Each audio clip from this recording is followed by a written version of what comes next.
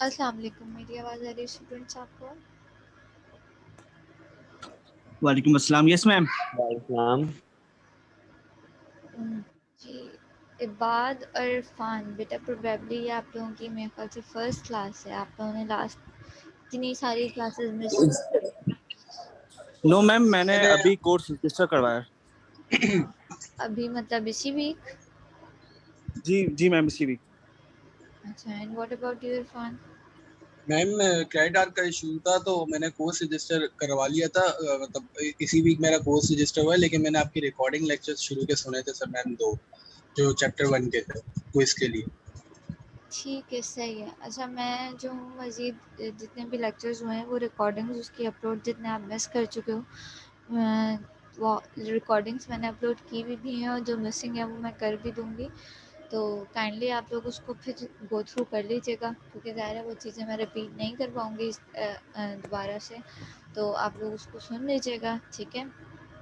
और ठीक है मैम। दूसरा जो क्विज़ आप लोगों का थर्सडे का, आप में से कितने लोगों ने अटेम्प्ट किया है मुझे नहीं मालूम है। बाद होपफुली आपका मिस हुआ होगा क्विज़। जी जी। Yes ma'am. ठीक है, तो उसके लिए हम ये कर सकते हैं कि देखते हैं कितने लोग केसेस ऐसे हैं।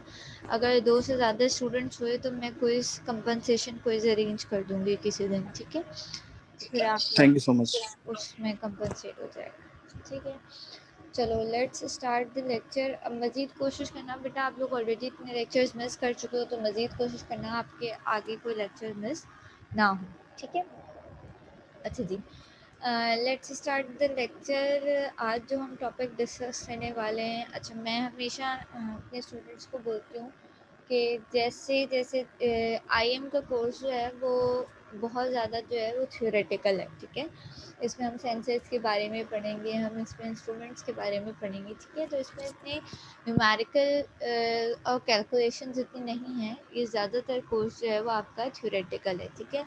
तो इसके लिए ज़रूरी है कि आप लोग, जब मैं लेक्चर दे रही मतलब डिलीवर कर रही हूँ लेक्चर आपको, तो उस टाइम आप अपने पास उसके पॉइंट्स जो है वो नोट डाउन करते रहो, ठीक है? ऑल्दो वो सारी चीज़ें ज़ाहिर है आपको जिस भी चीज़ों के हवाले से हम पढ़ रहे होते हैं आपकी बुक में, आपके इंटरनेट पे मौजूद होती हैं, लेकिन ऑब्वियसली इंटरनेट पे बहुत सारी इन्फॉर्मेशन मौजूद है, बुक में भी बहुत सारे टॉपिक्स मौजूद हैं, ठीक है? तो उसमें से मैं सिलेक्टिव चीज़ें आप लोगों को पढ़ा रही होती हूँ जो आपको की कोर्स आउट लाइन का पार्ट है, ठीक है?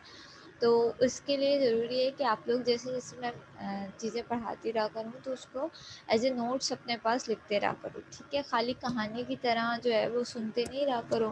फिर ज़ाहिर है वो अभी तो आप लोगों को याद रहेंगी, लेकिन जब आपके एग्ज़ाम्स का टाइम आएगा तो वो चीज़ें आप मिस कर जाओगे, ठीक है? और ऑब्वियसली किसी के पास भी इतना वो नहीं होता कि वो दोबारा दोबारा सारे लेक्चर सुने, ठीक है? तो इट्स बेटर कि आप अपने हिसाब से अपने नोट्स साथ साथ मेंटेन करते रहो, ठीक है? अच्छा, आज जो हम टॉपिक डिस्कस करने वाले हैं this is not in the book, ठीक है? मैंने बुक जो आप लोगों की अपलोड की हुई भी है, और आपकी बुक का नाम जो है वो डेविड ए बेल की बुक है, इलेक्ट्रॉनिक इंस्ट्रूमेंटेशन एंड मेजरमेंट की, ठीक है? तो उस बुक में जो है वो आपके इंस्ट्रूमेंट्स के बारे में तो है, ठीक है? मेजरमेंट्स के बारे में तो है, लेकिन सेंसर्स के बारे में उस बुक में जो है वो डिस्कस नहीं किया गया, ठीक है? उसमें सेंसर्स मौजूद नहीं है। तो जितने भी हम सेंसर्स पढ़ेंगे वो हम बुक में से ऑब्वियसली नहीं पढ़ सकते, ठीक है? तो वो बुक में से नहीं पढ़ेंगे, लेकिन हाँ, जब हम इंस्ट्रूमेंट्स के टॉपिक स्टार्ट करेंगे तो वो चीज़ें बुक में इंक्लूडेड होंगी, ठीक है? तो ये वाला टॉपिक जो आज मैं आपको पढ़ा रही हूँ ये आपकी बुक में मौजूद नहीं है, तो हम इसको वैसे ही थ्योरेटिकली पढ़ेंगे, ठीक है? द टॉपिक इज़, आज जो हम सेंसर पढ़ रहे हैं दैट इज़ आरटीडी सेंसर्स, ठीक है? हमने बहुत सारे टेम्परेचर सेंसर्स जो है वो हम नॉर्मल लाइफ में, रूटीन लाइफ में भी देखते हैं, ठीक है? और जो सबसे मोस्ट कॉमन टेम्परेचर सेंसर है दैट इज़ थर्मोमीटर, ठीक है? जो आप देखते हो कि भाई आपके पास thermometer, using the thermometer you can measure the temperature, ठीक है? तो इस तरीके से ज़ाहिर है मल्टीपल जो है वो टेम्परेचर सेंसर्स मौजूद हैं हमारे पास, जिनकी अपनी अपनी करेक्टरिस्टिक्स हैं, ठीक है? और उनके अपने अपने यूजेज हैं और उनके अपना अपना रिस्पॉन्स है, जिसकी वजह से मुख्तलिफ एप्लीकेशंस में उसको यूज़ किया जाता है, ठीक है? तो आज जिस टेम्परेचर सेंसर का हम जिक्र करें that is RTD sensor, resistant temperature detector, ठीक है। RTD stands for resistance temperature detector, ठीक है। अच्छा, आप लोगों में से जिन लोगों ने लैब रजिस्टर करवाई हुई है वो लैब में इस सेंसर का देखेंगे भी कि किस तरीके का होता है। इसके प्रैक्टिकल वगैरह लैब्स वगैरह भी है, एक लैब है इसकी, आप उसमें ये यूज़ भी करोगे, ठीक है, तो आपको मज़ीद इसकी यूजेज का आइडिया होगा, ठीक है। एज द नेम रिप्रेजेंट्स, ठीक है, कि RTD stands for resistance temperature detector. इससे क्या ज़ाहिर हो रहा है? इससे ज़ाहिर ये हो रहा है कि भाई जो भी मेरे पास टेम्परेचर का चेंज होगा वो मुझे कैसे पता चलेगा? वो मुझे पता चलेगा बाय चेंजिंग द रेजिस्टेंस, ठीक है। इसका मकसद क्या है कि मेरे पास भाई इनपुट पे जब टेम्परेचर चेंज हो रहा होगा तो ये सेंसर अपने आउटपुट पे अपनी रेजिस्टेंस को चेंज कर रहा होगा, ठीक है। और उस रेजिस्टेंस के चेंज से हम जो है वो डिडक्ट कर सकते हैं कि हाँ भाई इसकी अगर 0 डिग्री सेंटीग्रेड पे फॉर सपोज 100 ओम्स रेजिस्टेंस थी, तो अब 2 डिग्री सेंटीग्रेड पे अगर इसकी रेजिस्टेंस बढ़ रही है तो वो इसका मतलब टेम्परेचर इज़ चेंजिंग, ठीक है। तो ऑब्वियसली इसका रिस्पॉन्स कुछ ऐसा है कि आपके पास जब जब इनपुट पे टेम्परेचर चेंज होगा, चाहे वो इंक्रीज़ हो चाहे वो डिक्रीज़ हो, ठीक है, जब जब टेम्परेचर इंक्रीज़ होगा या डिक्रीज़ होगा, चेंज होगा, तब तब इसकी रेजिस्टेंस चेंज होगी, ठीक है। अच्छा, RTDs जो होते हैं वो मोस्टली किस मटेरियल से बने हुए होते हैं? RTDs मोस्टली प्लेटिनियम, निकल या कॉपर वायर्स से बने हुए होते हैं, ठीक है। ये मटेरियल्स आपने नाम सुना हुआ है, ठीक है, कि कॉपर क्या होता है, निकल क्या होता है, और जो है वो आपको प्लेटिनियम क्या होता है, ठीक है। तो RTDs जो हैं वो बेटा स्लाइड्स मैंने जानबूझ के शो नहीं किए हैं, ठीक है, और मैं स्लाइड से वैसे पढ़ाती भी नहीं हूँ, मैं अपने पास नोट्स होते हैं मेरे, मैं उसी से पढ़ा रही होती हूँ, ठीक है। तो मैंने अपने लिए नोट्स बनाए हुए हैं, मैंने वैसे स्लाइड्स से मैं नहीं पढ़ाती, ठीक है। फिर भी मैं आप चाहोगे तो मैं आपके साथ लेक्चर के बाद डॉक्यूमेंट शेयर कर दूँगी जो जिसमें जो है वो पूरा प्रिसाइज होके जो चीज़ें मैं बता रही हूँ वो लिखी हुई होंगी, ठीक है इरफान। अच्छा, मुझे याद आ गया, सॉरी टू इंटरप्ट, आप इरफान और इबाद, मेरा पैटर्न ये है कि बेटा जब भी लेक्चर ज्वाइन किया करो तो टेक्स्ट बॉक्स पे अपनी नेम और आईडी लिख दिया करो, तो वो मेरे पास ऐसे एज अटेंडेंस रिकॉर्ड हो जाएगी, ठीक है। Message okay ma'am. अपने नेम और आईडी मेंशन कर दें, ठीक है। Ma'am done. ठीक है, सही है, okay.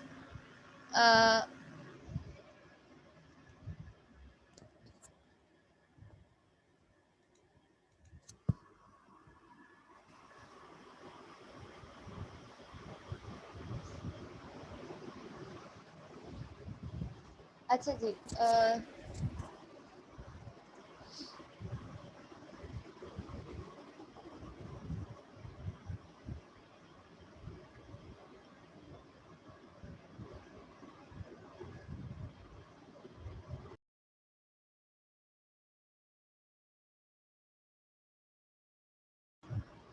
Okay, sorry there was internet issue, disconnect हो गई थी।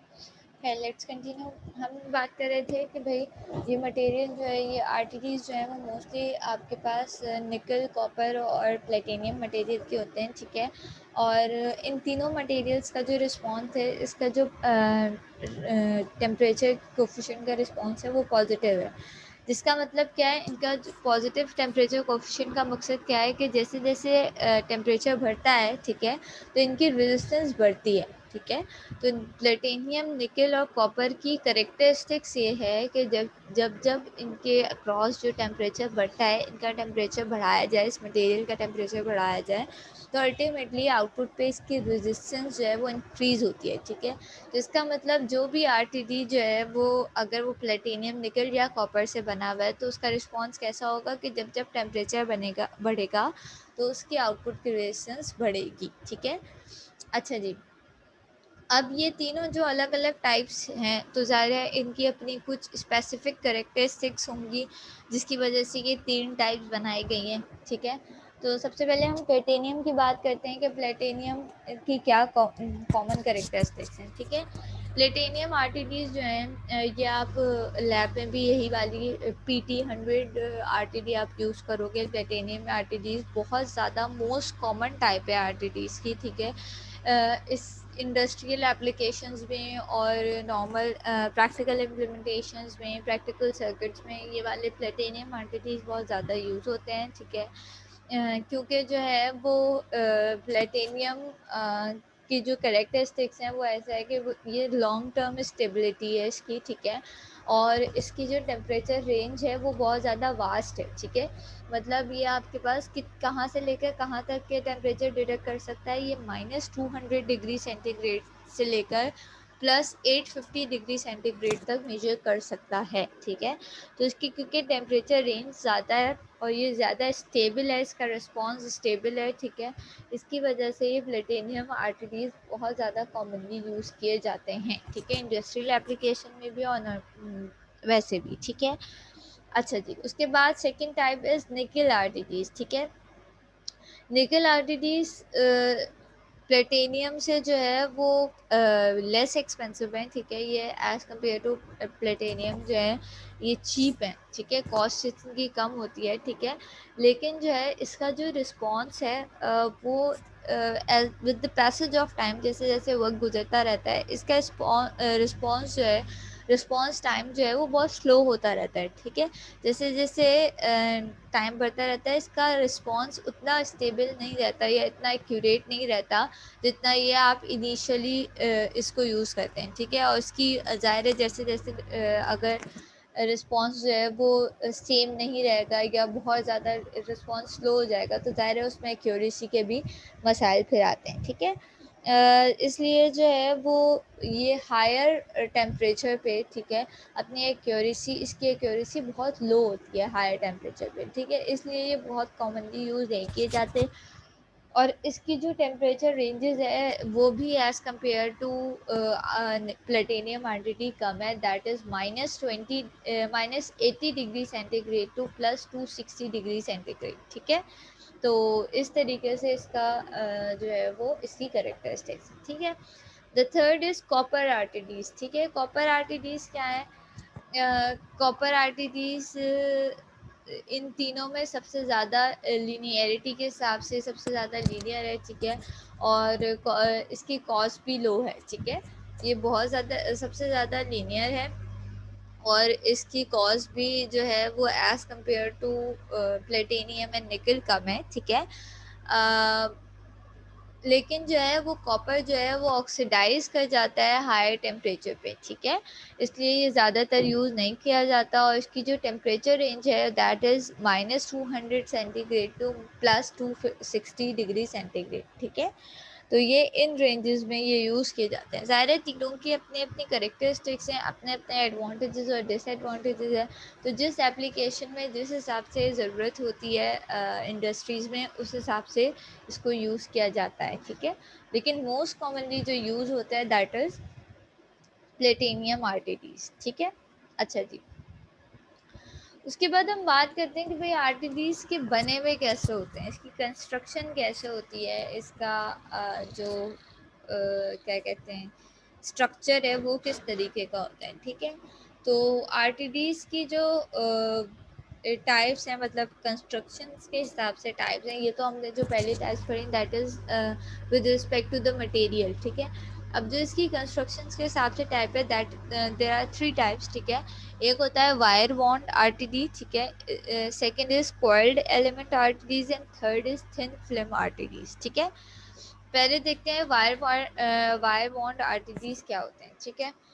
अच्छा, वायर बॉन्ड आरटीडीज कुछ इस तरीके के होते हैं कि इसमें जो है वो आपके पास एक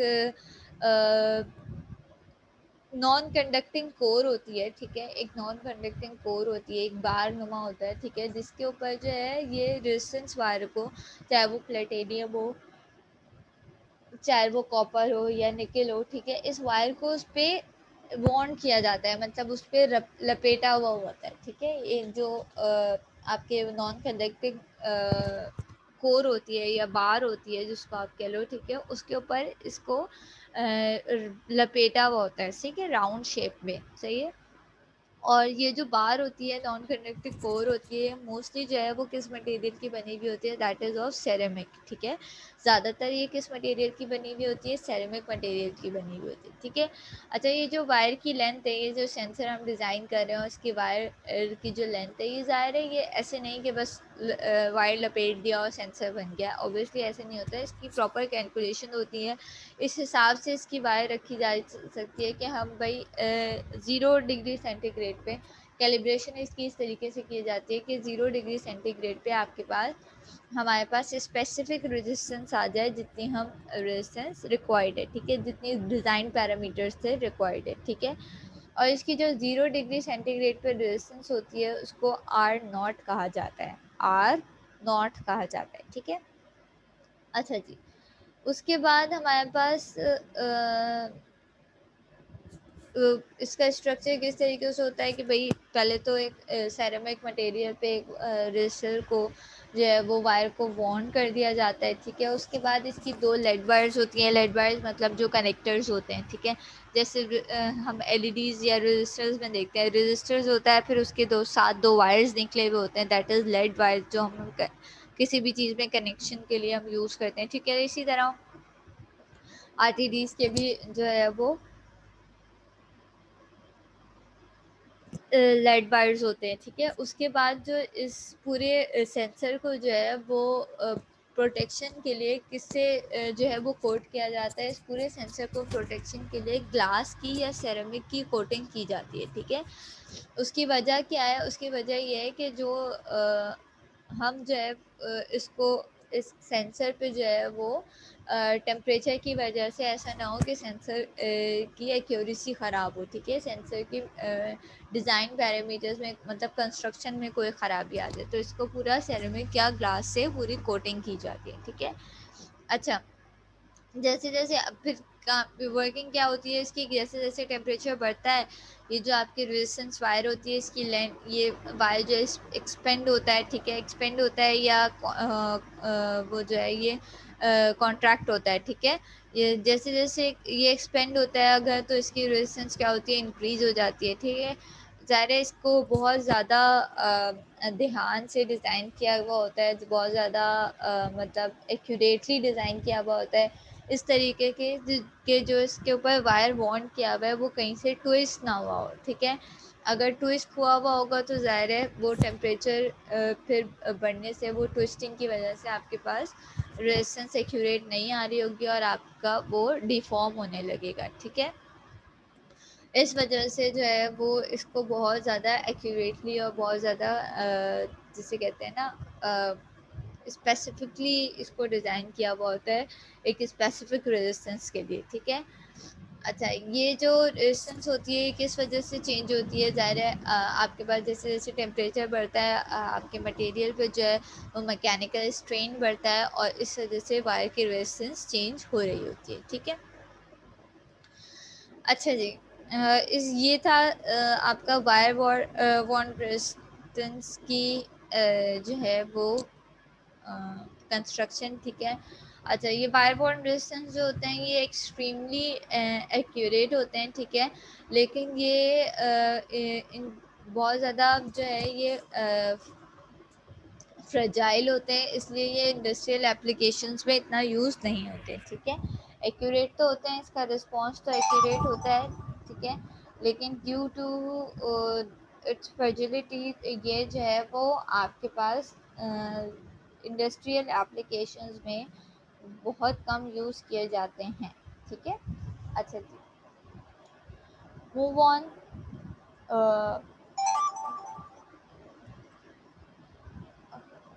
अच्छा, second type is coiled element RTDs, ठीक है। कॉइल्ड एलिमेंट आरटीडीज क्या होते हैं, कॉइल्ड एलिमेंट आरटीडीज इस तरीके से बने हुए होते हैं, ठीक है, कि एक रेजिस्टेंस वायर को जो है वो रोल किया हुआ होता है, ठीक है।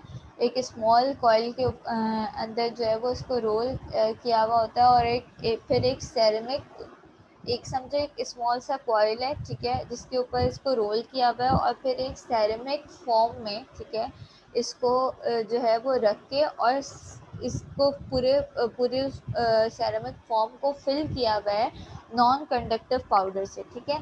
मैं इसकी कोई इमेज दिखा देखती हूँ कि मुझे अगर इंटरनेट पर मिल जाए तो हमें देख के ज़्यादा अंदाज़ा हो जाएगा कि ये किस तरीके से world element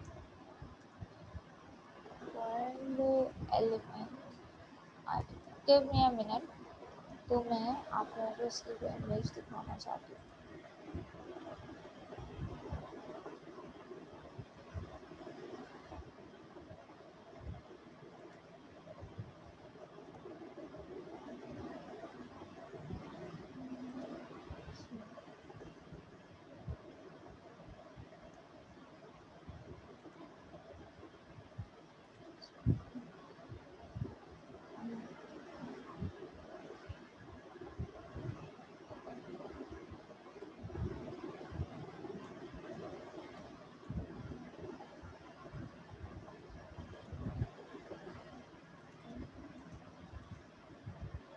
Okay, let me show this.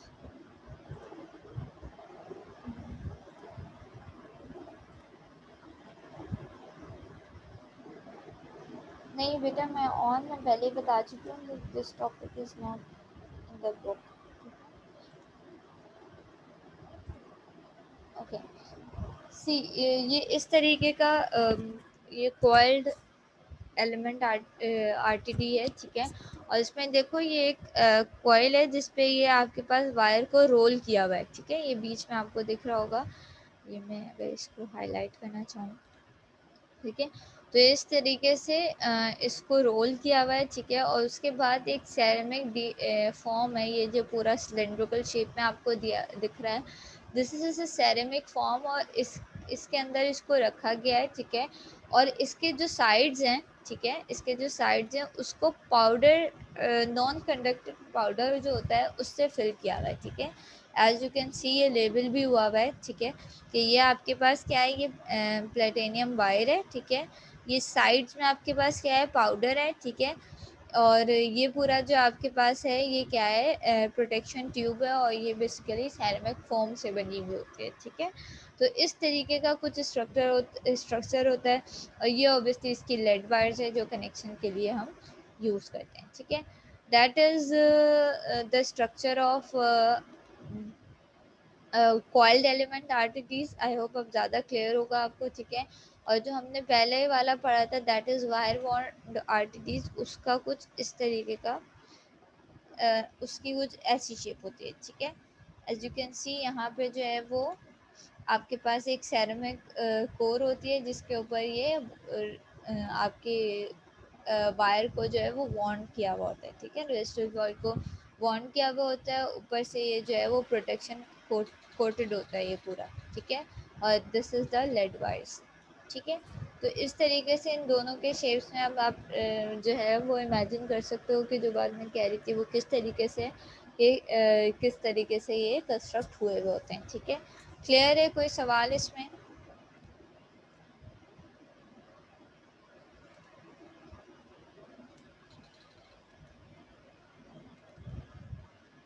Any questions?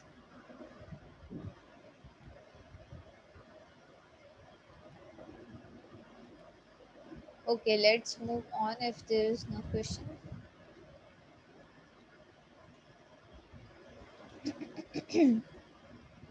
अच्छा जी, तो ये कॉइल्ड एलिमेंट आरटीडी का मैंने आपको स्ट्रक्चर दिखाया कि किस तरीके से ये बना हुआ होता है, ठीक है। ये जो नॉन कंडक्टिव पाउडर होता है, ठीक है, ये इसको हीट ट्रांसफ़र रेट इंक्रीज करता है, ठीक है। कि मतलब इसकी वजह से, इस पाउडर की वजह से जो है वो हीट ज़्यादा तेज़ी से जो है वो कॉइल एलिमेंट के मतलब उस वायर के अंदर ट्रांसमिट होती है। ज़ाहिर है वो हीट वहाँ तक पहुँचेगी तभी जो है वो वायर एक्सपेंड होगा, और इसी तरीके से फिर जब भी हम जो है वो रेजिस्टेंस चेंज होगी वायर के एक्सपेंड होने की वजह से, और तभी हम इसका चेंज जो है वो रिस्पॉन्स देख सकते हैं, ठीक है। तो इस पाउडर की वजह से इसका रेट ऑफ हीट ट्रांसफ़र जो है वो इंक्रीज़ होता है, ठीक है। और जिसकी वजह से अल्टीमेटली इसका रिस्पॉन्स टाइम जो है वो इंक्रीज़ होता है। ज़ाहिर है जितनी जल्दी वो हीटअप होगा उतनी जल्दी रेजिस्टेंस चेंज होगी, उतनी जल्दी इसका रिस्पॉन्स हम मेजर कर पाएंगे, ठीक है।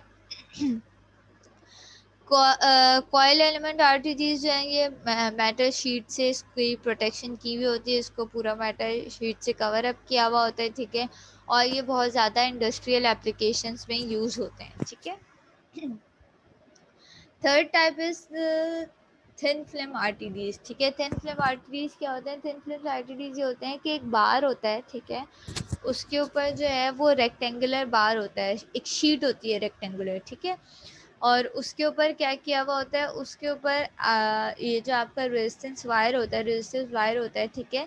इसको इसको पूरा इसका एक पाथ बनाया हुआ होता है, ठीक है। इस थिन वायर का जो है वो पूरा एक पाथ बनाया हुआ होता है। इसकी जो बेस होती है, रेक्टेंगुलर बेस होती है, समझो एक शीट होती है, वो क्या होती है? सेरेमिक मटेरियल की होती है। और इसके ऊपर प्लेटिनियम या निकल या कॉपर, जिसका भी आप आरटीडीज डिज़ाइन कर रहे हो, उसकी पूरी जो वायर होती है थिन वायर से पाथ बना हुआ होता है। जिस तरीके के पास जो है वो हम उसमें बनाते हैं, आपके पीसीबीज में जो देखते हैं हम, अपने हिसाब से उसमें पार्ट्स बना रहे होते हैं ना, इसी तरह वो भी कॉपर मटेरियल होता है, ठीक है। इसी तरह जो है वो इस आरटीडी पे भी एक रेक्टेंगुलर थिन प्लेट होती है सेरेमिक बेस, ठीक है, जिसके ऊपर आपके पास कॉपर या प्लेटिनियम या निकल की पूरी पाथ बिछा हुआ होता है, ठीक है। उस तरीके से वायर से पूरा पाथ बनाया हुआ होता है, ठीक है। ये वाले जो आरटीडीज हैं ये सबसे ज़्यादा लीस्ट कॉस्टली होते हैं, ठीक है। इसकी कॉस्ट सबसे ज़्यादा कम होती है। ये स्मॉलर इन साइज़ होते हैं और ये जो है वो इसका रिस्पॉन्स भी जो है वो बहुत फास्ट होता है, ठीक है। इसलिए इसको बहुत सारी एप्लीकेशन में बहुत कॉमनली यूज़ किया जाता है, ठीक है। अच्छा जी, लेकिन जो है वो इसका रिस्पॉन्स टाइम तो अच्छा होता है, इसकी कॉस्ट भी कम होती है, ठीक है। लेकिन इसमें थोड़ा सा मसला जो है वो एक्यूरेसी का है, ठीक है। एक्यूरेसी का इशू क्या है? Thin film RTDs are not as accurate as the other two types of RTDs, because इसकी जो आर नॉट होती है उसको एडजस्ट करना, मतलब इसको कैलिब्रेट करना। आर नॉट क्या बताई थी मैंने? R nought is the resistance at 0 degree centigrade, ठीक है। इसकी 0 डिग्री सेंटीग्रेड पे रेजिस्टेंस एडजस्ट करना मुश्किल होता है, ठीक है। इतने कैलिब्रेशन इसकी आसान नहीं होती, ठीक है। अच्छा, क्योंकि इसकी सेरेमिक बेस होती है, ठीक है, इसलिए जो है वो इसका सेरेमिक बेस का और प्लेटिनियम कोटिंग जो हमने इसके ऊपर पाथ बिछाया हुआ होता है, उसका एक्सपेंशन रेट दोनों का डिफरेंट है, ठीक है। मतलब एक चीज़ टेम्परेचर की वजह से एक्सपेंड हो रही है, ठीक है, और एक चीज़ वो जो वायर है वो उस बार पे पेस्ट हुआ हुआ है, ठीक है। तो ज़ाहिर है वो जब एक्सपेंड होगा, ठीक है, तो सेरेमिक बेस तो उस रेट के साथ एक्सपेंड नहीं हो रही होगी, इसलिए इसका आउटपुट इतना ज़्यादा एक्यूरेट नहीं आ रहा होता है, ठीक है। और क्योंकि ये स्मॉलर इन साइज़ होते हैं, ठीक है, तो इसमें जो है वो एक्साइटेशन करंट और सेल्फ हीटिंग का इशू भी होता है। इस वजह से ये वाले आरटीडीज इतने एक्यूरेट नहीं होते और इनकी एक्यूरेसी पे आप कहीं ना कहीं कॉम्प्रोमाइज़ कर रहे होते हैं। लेकिन इनके बेनिफिट्स क्या है कि ये लीस्ट कॉस्टली होते हैं, कॉस्ट उसकी कम होती है, और इसका रिस्पॉन्स टाइम अच्छा होता है, मतलब ज़्यादा जल्दी इसका रिस्पॉन्स आता है, ठीक है। और दो बहुत ज़्यादा एक्यूरेट नहीं होता, लेकिन जिन एप्लीकेशन में हमें बहुत एक्यूरेसी का मसला नहीं होता, हमें जो है वो 100% एक्यूरेसी नहीं चाहिए होती, उन एप्लीकेशंस में ये वाले टेम्परेचर सेंसर्स यूज़ होते हैं, ये वाले आरटीडीज, ठीक है। अच्छा जी, रेजिस्टेंस आरटीडी रेजिस्टेंस रेशो, ठीक है। हम इसका रेजिस्टेंस रेशो कैसे निकाल सकते हैं, किस तरीके से निकाल सकते हैं? हम अगर ये निकालना चाहें कि भाई ग्राफ बनाना चाहें, ठीक है, कि भाई 0 डिग्री सेंटीग्रेड से लेकर 100 डिग्री सेंटीग्रेड पे क्या डिफरेंस आया, ठीक है। तो इसका फॉर्मूला होता है, पहले हम 100 डिग्री सेंटीग्रेड पे इसकी रेजिस्टेंस मेजर करते हैं, फिर 0 डिग्री सेंटीग्रेड पे मेजर करते हैं, और फिर इसका रेशो का फॉर्मूला होता है R100 minus R0 divided by R0, ठीक है। तो 0 डिग्री पे क्या रेजिस्टेंस है और 100 डिग्री पे क्या रेजिस्टेंस है, उसके थ्रू हम क्या निकाल सकते हैं? हम रेजिस्टेंस रेशो निकाल सकते हैं, ठीक है। अच्छा जी, उसके बाद क्या है आपके पास? ओके। अच्छा जी, आरटीडीज़ अब हमने देख लिया कि भाई आरटीडीज़ की टाइप्स क्या होती हैं, किस तरीके से किस किस मेटल्स के होते हैं। फिर हमने देख लिया कि भाई आरटीडीज़ बने हुए किस तरीके से होते हैं, ठीक है। उसके बाद हम बात करते हैं कि भाई हमने ये बात की थी कि भाई हर आरटीडी के साथ लेड वायर्स होते हैं। कनेक्शन के लिए हमारे पास वायर्स निकले हुए होते हैं, जिस तरह रेजिस्टेंस के होते हैं, रजिस्टर के होते हैं, या आपने एलईडीज़ वगैरह के वायर्स होते हैं, ठीक है। अब प्रॉब्लम ये है कि हम ये कह रहे हैं कि भाई जैसे जैसे टेम्परेचर चेंज होता है वैसे वैसे इसकी रेजिस्टेंस चेंज होती है, ठीक है। हमने ये बात मान ली, लेकिन प्रॉब्लम ये है कि इसकी जो हम रेजिस्टेंस मेजर कर रहे हैं वो हम लेड वायर्स के थ्रू मेजर कर रहे हैं, ठीक है। और लेड वायर्स की अपनी भी तो कुछ ना कुछ रेजिस्टेंस होगी, ठीक है। हमें बहुत जो ऐसी एप्लीकेशंस जहाँ हमें बहुत एक्यूरेट रिस्पॉन्स चाहिए, बहुत एक्यूरेट आउटपुट चाहिए, वहाँ पे हम ये लेड वायर्स की रेजिस्टेंस को तो हमें एलिमिनेट करना पड़ेगा, ठीक है। कोई ऐसा तरीका यूज़ करना पड़ेगा कि हम इसकी लेड वायर्स की जो रेजिस्टेंस है उसको एलिमिनेट कर पाएँ, ठीक है। इसकी रेजिस्टेंस समहाउ जो है वो बहुत लो होती है, ठीक है। इसलिए जो नॉर्मल रेजिस्टर्स वगैरह हम यूज़ करते हैं उसमें हम इसको इनकॉर्पोरेट नहीं करते, क्योंकि हमारे लिए वो नेग्लिजिबल होती है। मतलब अगर फॉर सपोज 100K का रजिस्टर है या 1K का 1000 ओम्स का रजिस्टर है, और अगर उसमें 0.1 ओम लेड की रेजिस्टेंस आ रही है तो हमारे लिए वो इतनी इफ़ेक्टिव नहीं होती है, हमारे सर्किट में वो इतना जिससे कहते हैं इसकी वजह से इतना डिफरेंस नहीं आ रहा होता, इसलिए हम उसको एलिमिनेट कर देते हैं, हम उसको कैटर नहीं करते, ठीक है। लेकिन यहाँ पे जब आपको एक्यूरेट वैल्यू चाहिए टेम्परेचर की, तो ज़ाहिर है एक्यूरेट वैल्यू टेम्परेचर की मालूम करने के लिए हमें accurate value of resistance find out करनी पड़ेगी, ठीक है। तो एक्यूरेट वैल्यू ऑफ रेजिस्टेंस का मकसद ये है कि मुझे फिर ये रेड वायर्स को के रेजिस्टेंस को एलिमिनेट करना पड़ेगा, ठीक है। इस वजह से इसकी मज़ीद टाइप्स बनाए गए। इसकी जो है वो 2 वायर्स वाले भी आते थे, ठीक है। और 3 वायर्स वाले आरटीडीज़ भी डिज़ाइन किए गए, 4 वायर्स वाले आरटीडीज़ भी डिज़ाइन किए गए, ठीक है।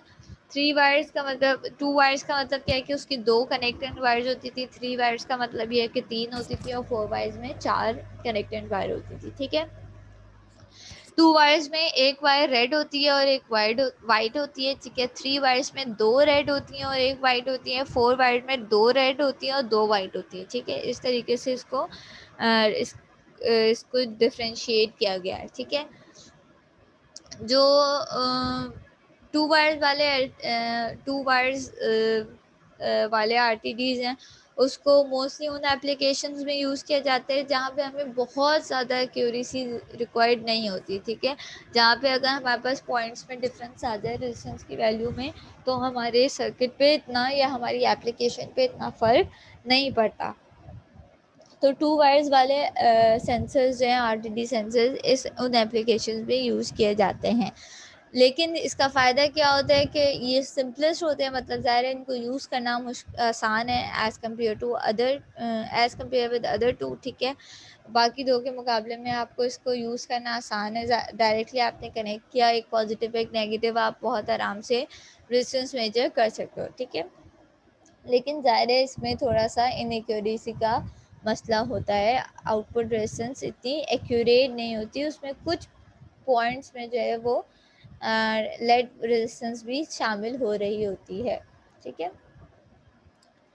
अच्छा, 3 वायर्स किस लिए बनाए गए? 3 वायर्स इसलिए बनाए गए कि भाई 3 वायर्स के थ्रू जो है वो हम इस मसले को हल कर सकते हैं। इस मसले को किस तरीके से हल कर सकते हैं कि भाई 2 वायर्स की जो है वो पहले 2 वायर्स की रेजिस्टेंस निकाली जाती है, ठीक है। फिर जो है वो मज़ीद 2 की निकाली जाती है, ठीक है। और उसमें से जो है फिर पहली वाली रेजिस्टेंस में से दूसरी वाली रेजिस्टेंस को सब्ट्रैक्ट कर दिया जाता है। तो उसके थ्रू हम 3 वायर्स या 3 वायर्स या 4 वायर्स के थ्रू हम ज़्यादा एक्यूरेट रिजल्ट्स निकाल सकते हैं, ठीक है। अब ये बात जो मैं बोली इसको समझने के लिए हम इसको देखते हैं। आपके पास मोस्टली ये कहाँ यूज़ होते हैं? ये यूज़ होते हैं व्हीटस्टोन ब्रिज में, ठीक है। तो मैं आपको दिखाती हूँ इसका स्ट्रक्चर कि किस तरीके से इसका स्ट्रक्चर है। देखो इस तरीके से अगर ये 2 वायर्स वाला हमने आरटीडी यूज़ किया हुआ है तो सिंपल, अगर हमने इसकी अननोन रेजिस्टेंस निकालनी है using Wheatstone bridge. Wheatstone bridge का आइडिया है आप लोगों को? व्हीटस्टोन ब्रिज क्या होता है?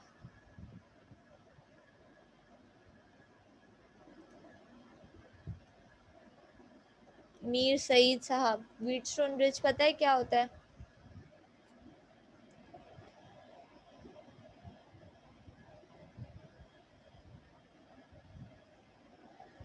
इरफान खान,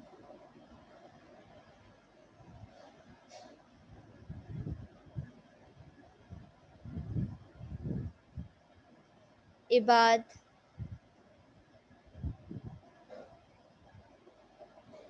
मैम ये जो ई आउट है यही है शायद ब्रिजस्टोन ब्रिज, जिसमें रजिस्टर हाँ मतलब लेकिन चारों व्हीटस्टोन तरफ ब्रिज रजिस्टर होता है, होता उसके क्या है? साथ साथ होता क्या है, क्यों यूज़ करते हैं व्हीटस्टोन ब्रिज, ये पता है?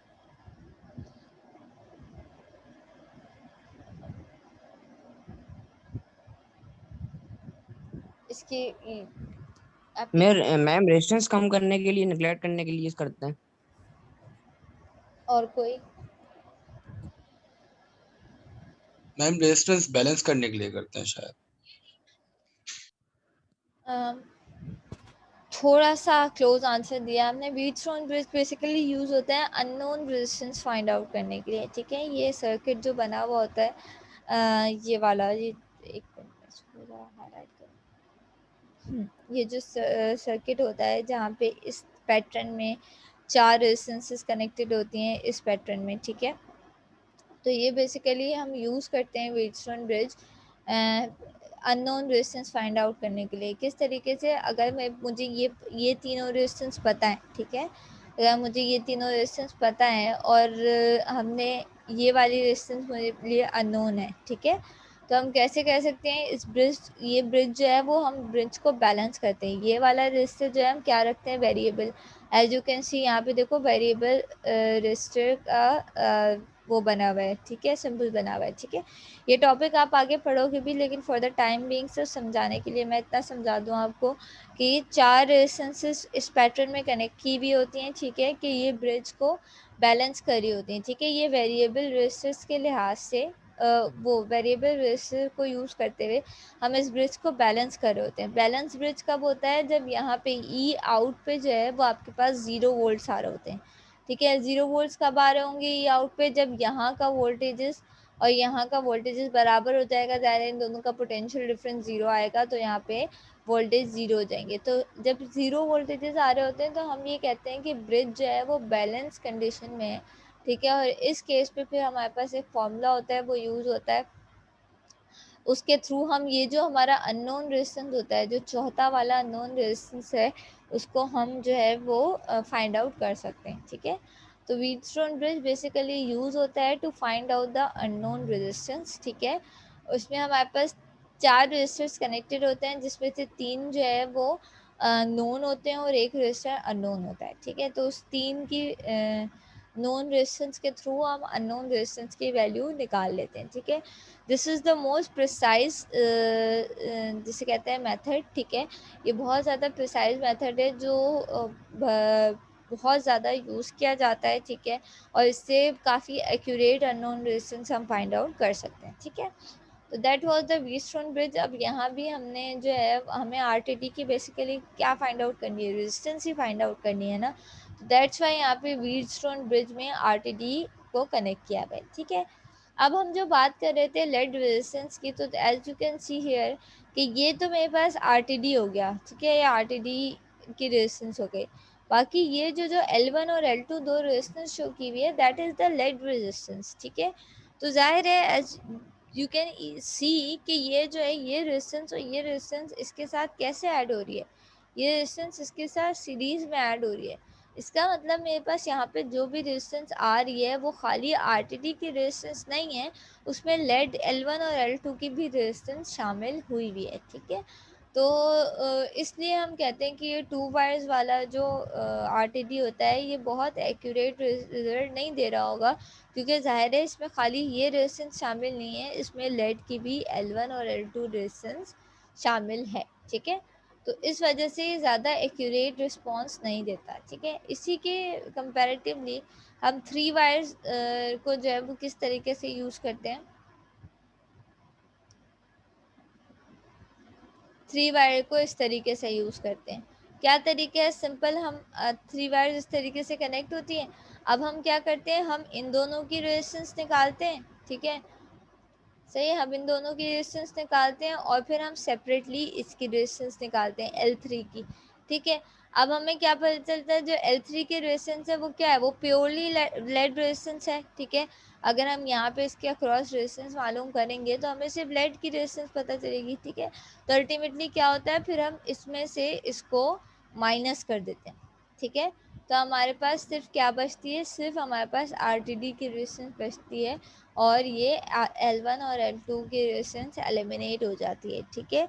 इस तरीके से जो है वो 3 वायर्स में जो है वो आपके व्हीटस्टोन ब्रिज में 3 वायर RTD जो है वो कनेक्टेड होते हैं और इस तरीके से इसकी रेजिस्टेंस को, लेड रेजिस्टेंस को हम 3 वायर LTD यूज़ करते हुए लेड रेजिस्टेंस को हम एलिमिनेट कर सकते हैं, ठीक है। समझ में आई यहाँ तक बात?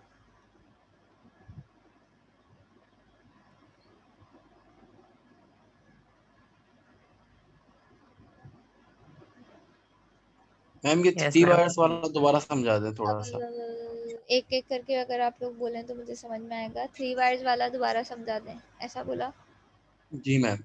देखो 3 वायर्स वाला इस तरीके से है कि आपके पास 2 वायर्स जो हैं वो कनेक्टेड हैं किससे, व्हीटस्टोन ब्रिज से, ठीक है। और एक वायर आपके पास बाहर, आपने 3 वायर्स है ना आउटपुट पे, तो एक वायर मैंने बाहर डायरेक्टली आपके सोर्स से कनेक्ट कर दिया, ठीक है। अब मैं ये जो एक वायर मेरे पास बाहर कनेक्टेड है इसकी मैं सेपरेटली रेजिस्टेंस मालूम कर सकती हूँ। वो इसकी रेजिस्टेंस व्हीटस्टोन ब्रिज से क्योंकि कनेक्टेड नहीं है तो वो उसमें शामिल नहीं हो रही होगी, ठीक है। जब मैं L3 की डिस्टेंस सेपरेटली मालूम कर लूँगी तो मैं अगर L और मैं ये कह रही हूँ कि L1 L2 और L3 बराबर है, ठीक है। तो हमने क्या किया, जब हमने L3 की रेजिस्टेंस फाइंड आउट कर दी तो हम अगर जो हमने व्हीटस्टोन ब्रिज में RTD लगाया हुआ है उसमें से मैं L3 की रेजिस्टेंस माइनस कर दूँगी तो अल्टीमेटली मेरे पास सिर्फ कौन सी रेजिस्टेंस बचेगी, मेरे पास सिर्फ RTD की रेजिस्टेंस बचेगी ना। मेरे पास L1 और L2 की रेजिस्टेंस एलिमिनेट हो जाएगी, ठीक है। अब समझ में आया? जी मैम आ गया, जी मैम आ गया। ठीक है।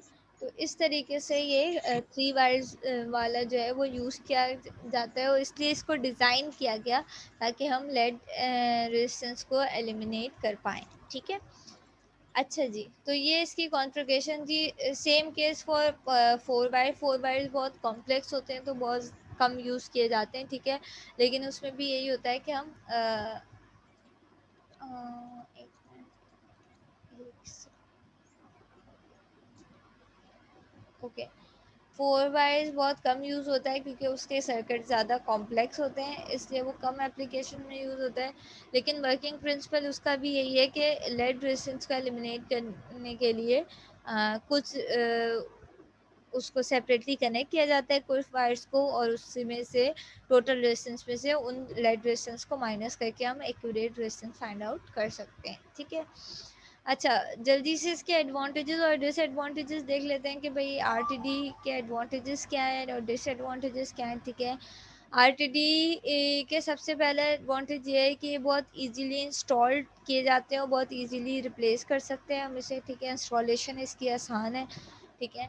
इसकी रेंज बहुत वाइड है, आपने देखा टेम्परेचर रेंज बहुत ज़्यादा है तो हम बहुत सारी एप्लीकेशन में यूज़ कर सकते हैं, ठीक है। रिमोट इंडिकेशन इसके लिए ये बहुत ज़्यादा सूटेबल है। ऐसी जगह जहाँ पे रिमोटली एक्सेस किया जाता होता है वहाँ पे ये बहुत आसानी से यूज़ किए जाते हैं, ठीक है।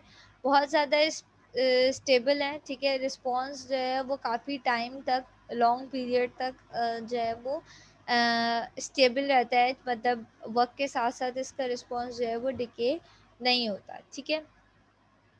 अच्छा, डिसएडवांटेजेस क्या हैं? डिसएडवांटेजेस ये हैं कि भाई इसको मेजर करने के लिए, रेजिस्टेंस को मेजर करने के लिए आपको कॉम्प्लेक्स सर्किट यूज़ करने पड़ते हैं, जैसे कि आपने देखा कि हमें व्हीटस्टोन ब्रिज यूज़ करना पड़ेगा इसकी रेजिस्टेंस को मेजर करने के लिए, ठीक है। वाइब्रेशन और शॉक की वजह से, ऐसी इंडस्ट्रीज़ जहाँ वाइब्रेशन और या शॉक्स का मसला हो उसकी वजह से इसका रिस्पॉन्स पे जो है वो इफ़ेक्ट आता है, ठीक है, आउटपुट वैल्यू पे इफ़ेक्ट आता है, ठीक है। अच्छा, power supply, external power supply हमें लगानी पड़ती है, ज़ाहिर है हमें ब्रिज के साथ, अगर हम व्हीटस्टोन ब्रिज के साथ इसको यूज़ कर रहे हैं तो व्हीटस्टोन ब्रिज में हमें वोल्टेज सप्लाई आपने देखा था ना कनेक्टेड थी, तो ज़ाहिर है हमें इसके लिए एक्सटर्नल पावर सप्लाई रिक्वायर्ड होगी, ठीक है। As compare to thermocouple, thermocouple is another type of temperature sensor जो आप अभी अगले लेक्चर में या उसके बाद वाले लेक्चर में किसी दिन पढ़ोगे, लेकिन एज कम्पेयर टू थर्मोकपल इसका रिस्पॉन्स टाइम जो है वो स्लो है, ठीक है। और इसकी सेंसिटिविटी भी लो है, ठीक है। सेल्फ हीटिंग का थोड़ा बहुत इशू आ जाता है आरटीडीज में, ये इसके डिसएडवांटेजेस है सारे। और इसकी जो इनिशियल कॉस्ट होती है वो हाई होती है, ठीक है। तो इसलिए जो है वो ये एडवांटेजेस और डिसएडवांटेजेस है, ज़ाहिर है जहाँ पे जिस तरीके से हम इसको यूज़ करना चाहें और जिस हिसाब से हमारी एप्लीकेशन होती हैं उस हिसाब से इसको यूज़ किया जाता है और यूज़ करते हैं, ठीक है। कोई सवाल यहाँ तक? ये आरटीडी का मतलब टॉपिक क्लोज हो गया। अगर इसमें कोई बात समझ नहीं आई है तो आप मुझसे पूछ लें।